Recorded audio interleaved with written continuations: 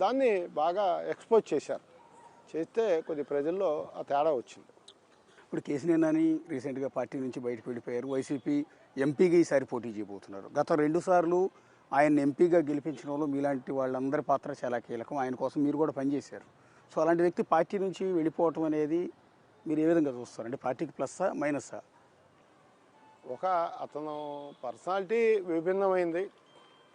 Parliament మెంబర్గా చెప్పుకోవడానికి అర్హత ఉన్న మనిషే. కానీ పార్టీ పరంగా ఆయన ఆలోచన విధానాలు చాలా ఇబ్బందికరంగా వ్యవహరించినటువంటి సందర్భాలు చూసాం. పార్టీలోంచి వెళ్ళిపోకూడదు. గల్లా జయదేవ్ గారు వాలంటరీగా అతనికున్న ఇబ్బందులు చెప్పేసి 10 సంవత్సరాలు నేను ఉన్నాను, 3 సంవత్సరాలు నేను సర్వీస్ చేయలేకపోయాను, ఆఖరి 3 సంవత్సరాల్లో కొద్ది ఇబ్బందులు వచ్చినాయి, నేను తప్పుకుంటున్నా అన్నారు. అట్లానే ఆయన్ని కూడా వెయిట్ చేయమని చెప్పాం. పార్టీలో మరి పెద్దలు ఆయనతో ఏం మాట్లాడారో నేనైతే దాన్ని హర్షించట్లా. ఎందుకంటే నీకు బెదవాడ పార్లమెంట్గా సైకిల్ గుర్తు మీద 10 ఇయర్స్ నువ్వు ఎలక్ట్ అయ్యి ఆ రోజున చంద్రబాబు గారు గొప్పాడు, ఈరోజు చంద్రబాబు గారు గొప్పాడు కాదంటే అది బాధ్యత. ఒక పార్లమెంట్ మెంబర్గా నువ్వు మాట్లాడే భాష కాదు. ఆల్ ది బెస్ట్ అండి సుబ్బారావు గారు. Thank you.